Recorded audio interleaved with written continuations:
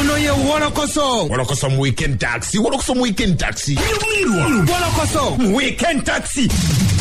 Savugidewa ani gwe bakotte nani? Aya. Ngasula amaze okukalira munywanyi. Era nga yingidde bulungi nnyo mu kidaala kino gye yabadde ateekeddwa ashe okuyingira. Nange nno nabakanye n'omugenyi. Era nga omugenyi mulindwa mu maka gano. Nga ye muko Amuza Ssebunya. Saako n'abamuwerekeddeko ku ssaawa 6 ez'omutuntu abayingiddewo. Wakati mu bunkenke kugatta n'okukuumibwa ng'omuko Amuza Ssebunya saako ne Kalabaala baawe ayawukanyeekoko mu nnyambala ey'enjawulo okwabadde ekkanzu enjeru saako ekkooti erimu olumasamasa ya kika kya green bagiyita ey'ekiragala. Newankubadde nga Amuza Ssebunya yakyusizzaako emirundi egyaweze mu 3 ngamba okukyusa engoye okira ku banne abamuwerekeddeko abadde basoba mu 10. Bakira bino byonna bigenda mu maaso ng'abakungu okuva mu Bwakabaka bw'Emmengo Oweekitiibwa Jabbi Walusimbi Mamba wa Buganda n'Abagereka n'abalala bangi nga bataka mu kifo kino. Era wano ku ssaawa 9 ez'akawungeezi ab'omu nju lya Rwema Namakula abadde bwe bati bazze okubuuza ku bagenyi ba Rwema bano saako n'abako nga mu bano omwengwajidde ne maneja wa Rwema Namakula Kayemba nga yatulaze nga ye muko omukulu mu lujja luno. Okwata omuzindaalo nammwe mulamuke ku bagenyi abo. Salaamu alaikum. Wa alaikum assalaamu wa rahmatullahi wa barakatuh. Musiibye mutema ne bassebo. Tusiibye bulungi bannyabo. Embuuza njaga biteekereza obudde. Era nnyo bannyabo. Mukirika amakubo. Ekkubo tuliyiseemu alhamdulillahi rabbil aalamiin. Ebirala n'obisanga wammwe kabira. Era alina kyagamba waali gye muli eyo. Sebo taata waali. Babuuzeeko. Era kaabatuukeko. Twanguwe. Salaamu alaikum wa rahmatullahi wa barakatuh. Wa alaikum assalamu wa rahmatullahi wa barakatuh. Sobala abasebo. Kale bannaffe. Sobala abanyabo. Kale basebo. Mukulika amakubo. Tugayise bulungi mwebalo twaniriza. Wassalamu alaikum wa rahmatullahi wa barakatuh. Wa alaikum assalamu wa rahmatullahi wa barakatuh. Tusanyusa obbala abasebo. Kale banyabo. Tusanyusa obbala abanyabo. Era dde basebo. Era dde nnyo banyabo. Tusiibye ne basebo. Tusiibye bulungi. Assalamu alaikum wa rahmatullahi wa barakatuh. Wa alaikum assalamu wa rahmatullahi wa barakatuh. Tusanyusa obbala abasebo. Kale banyabo. Tusanyusa obbala abanyabo. Musiibye bitano basebo. Nsiba alhamdulillahi rabbil aalamiin. Assalamu alaikum. Wa alaikum assalam wa rahmatullahi wa barakatuh.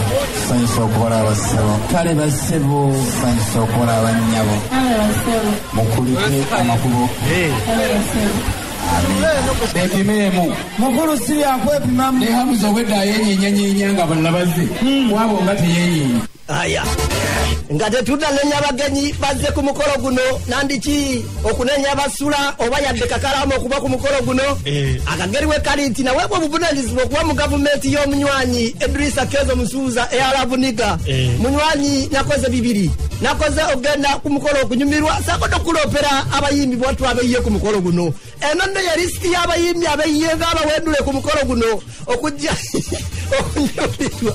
Mubano okulopera omuyimbi wa Erina Batovu Aneti Nandujja Molini Nantube musajja wa Chris Evans Kawensi owuddala banywanyi bo abatandika luno lwonna lwalabuniga aba B2C Johnny Black Dr. Jose Chameleone wamagwe n'abalala bangi era akabakira buli afuna ekinyegenyege ng'akwatadde ku muzindaalo n'afuna n'amanyi agayimbira abantu.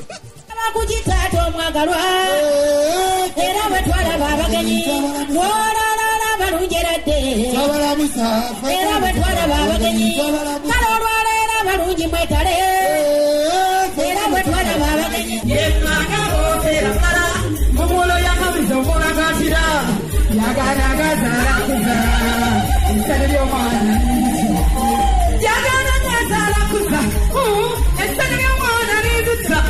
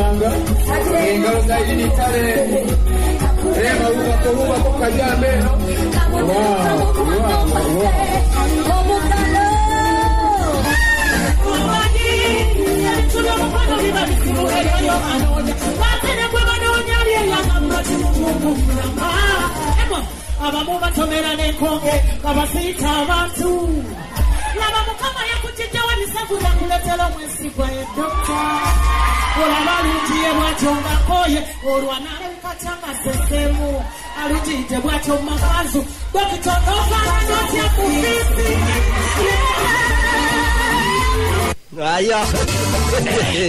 Chris Evans Kawesi olwavudde ku muzindaalo okukuba abantu omubali sabo presidenti wa Balavuniga Eddie Kenzo nyongera kulopera musajja wa Evans ono nti teyakubye mubali kufiira ku bantu wabula yasigadde mu kone kutuwanyi okwogera kwoko naffe atubulire n'ategeeza ati ali nawe mu mutima shadde yabaddeyo Simba mwe nambala musizaako nze musajja wammwe era owammwe wa bulijjo Chris Evans Kawesi. Omukolo ogusanze otya? Omukolo gubadde mulungi nnyo. Rema alaze nti nno omuntu w'abantu olaba abantu bazze bangi nnyo ne betubadde tutasuubira Uganda bwonna weebuli wano kwegamba. Kale Rema atusurprisinze nnyo. Gavumenti y'Abalavuniga togiriddemu olukwe yabulayo wetonda n'okwetoola.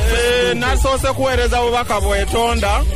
Kubanga munawe Kenzo ayinza okukusangirawo n'akukuba akayondo olwedde waakawona n'akwongeramu obuyondo obulala. So nasoose kuweereza bubaka obwetonda nti munaye ngenze ku mukolo naye omutima guli wamu naawe lwa nsonga ne Rema mwennyinaze sirina kyakukola naye nga nnuma wamu ne Kenzo. Gavumenti togiviiriddemu ddala okyaliyo?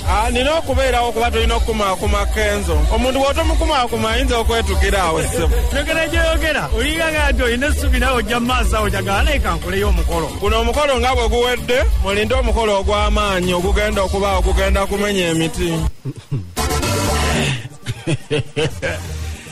Tukyagera mu maaso awo wakati awo enkuba netandika okufudemba ku ssaawa nga 9 zennyini enkuba etandise okufudemba mpola mpola mpaka essaawa 10 ng'enkuba ekyafudemba. Wano wetwategeeredde ddala nti mbutuufu enjogera y'omuntu esobola okukyusa buli kimu ne kikyuka ne bwe kibanga kibadde tekisobola kukyuka kubanga mwana muwala Rema yagenze n'ayogera kwegamba mbutuufu ng'enjogera gy'ayogera yali tesobola butatengula Dr. Hamza okubeera mpozi ng'agwa mu mukwano olw'ensonga nti yayogedde mbutuufu n'ayogera mbutuufu nange nempulira nga mbutuufu ekinyegenyege kinkutte naye ng'ate nebbuba linnumiramu kubanga oba oli awo ebintu bino yandibadde oba abigamba ffene nga Assalamu alaikum wa rahmatullahi wa barakatuh. Wa alaikum assalam wa rahmatullahi wa barakatuh. Jajage wakitiibwa Katikkiro yawummula mwanya mulise mwogerere nsanze n'okulabako maama Namasole nzaani munange webali kunjagala maama n'abagereko omulungi neyanzanyo neyanzeege webali kunjagala mukwano gwange gwe simanyi obwedda gwe nninda bw'omala bano awo n'asekawo ku lwekyo mukwano gwange wangi bebi owe n'ennywanto lwate bodro tewali banna laava ekyali mukakyenda ng'ennyuma. Assalamu alaikum. Wa alaikum assalaamu wa rahmatullahi wa barakatuh. Webali kukkiriza n'ojjako ewaffe taata wange neyanzanyo neyanzanyo. Amina mukwano.